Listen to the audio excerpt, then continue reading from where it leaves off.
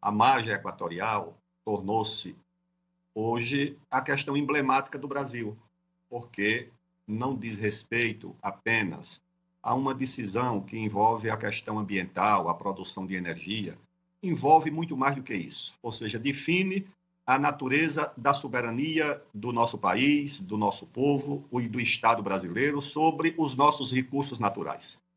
Não pode o Brasil, por exemplo, importar potássio, que é um insumo necessário para a nossa agricultura, de uma mina localizada em uma terra indígena do Canadá e proibir o uso desse potássio em um município do estado do Amazonas, em Altazes, em uma mina que está fora de terras indígenas. Então, esse é o paradoxo do Brasil.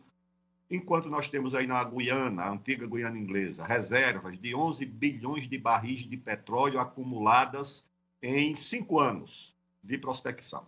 O Brasil inteiro tem hoje 14 bilhões de barris, ou seja, a Guiana já acumulou em 5 anos aproximadamente 70% do total das reservas brasileiras, na margem equatorial que o IBAMA vetou para exploração no litoral do Amapá, a 510 quilômetros da foz do rio Amazonas e a 176 quilômetros do litoral do Amapá, um estado que tem 73% de sua população vinculada à transferência de renda de algum auxílio público, de algum auxílio do governo, provavelmente os outros 27 vinculados a algum emprego público também, devem ser funcionários municipais, estaduais ou da União, porque não tem atividade econômica no Amapá, não é permitida. Num estado que tem 14 milhões e 200 mil hectares de terras, só 5 mil são usadas para a agricultura. Um estado que é obrigado a importar alimentos porque as normas, o meio ambiente, os órgãos ambientais proíbem a produção de alimentos.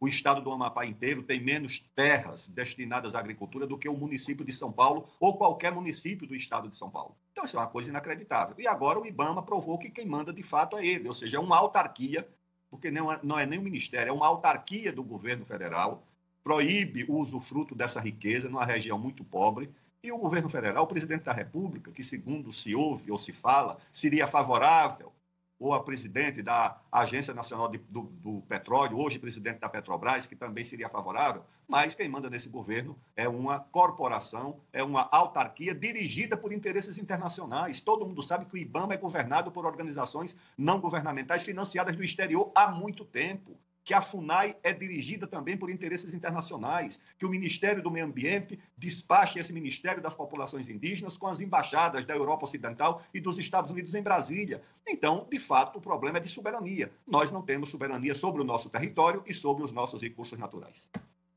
Em primeiro lugar, Cláudio, são interesses internacionais consolidados. O presidente Lula, quando eu era ministro do governo, já se queixava que não havia licenciamento para nenhuma obra. Isso na época em que estava se tentando construir as usinas hidrelétricas de Santo Antônio e Giral, lá no Rio Madeira. Por quê? Porque na época eu dizia, presidente, quem comanda o IBAMA e o Ministério do Meio Ambiente é um comitê de 50 ONGs. Todo mundo sabia disso, que esse sistema de unidades de conservação que está imobilizando as terras produtivas e as áreas de mineração na Amazônia, é um sistema concebido por uma agência americana chamada USAID e copiada pelo Ministério do Meio Ambiente. Todo mundo sabe disso, que essas organizações não governamentais financiadas do exterior constituem um governo paralelo na Amazônia, vivendo ao lado de outro governo paralelo, que é o crime organizado, e vivendo ao lado do governo de verdade institucional, que é anêmico e que não tem papel nenhum na região da Amazônia, com exceção, e aí eu entro na questão do Calha Norte, das Forças Armadas, que procuram ter um papel e uma presença. Esse programa, Calha Norte, vinculado ao Ministério da Defesa,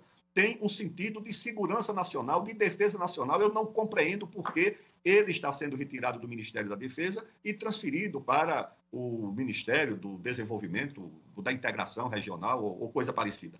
Por quê? Foi criado pelo presidente Sarney em 1985, exatamente com essa finalidade.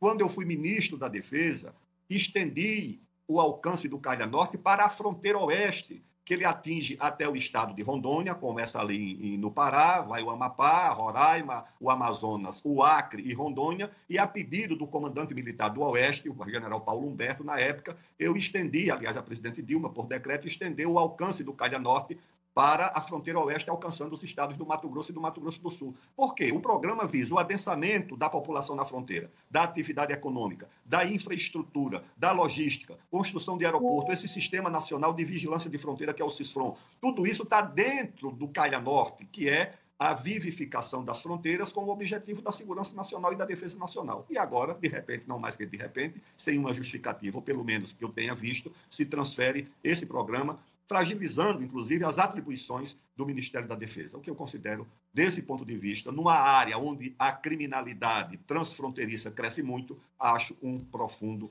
erro do governo brasileiro retirar esse Calha Norte do Ministério da Defesa e transferi-lo para o Ministério da Integração Regional. A não ser que haja esse interesse de emendas, porque o Calha Norte também vive muito das emendas. Não sei se isso também dá uma explicação. É uma transferência também de poder econômico, financeiro e orçamentário. Obrigado, um abraço, um bom dia, até breve. E leia o meu livro sobre a Amazônia. Opa, vamos ler sim, com certeza.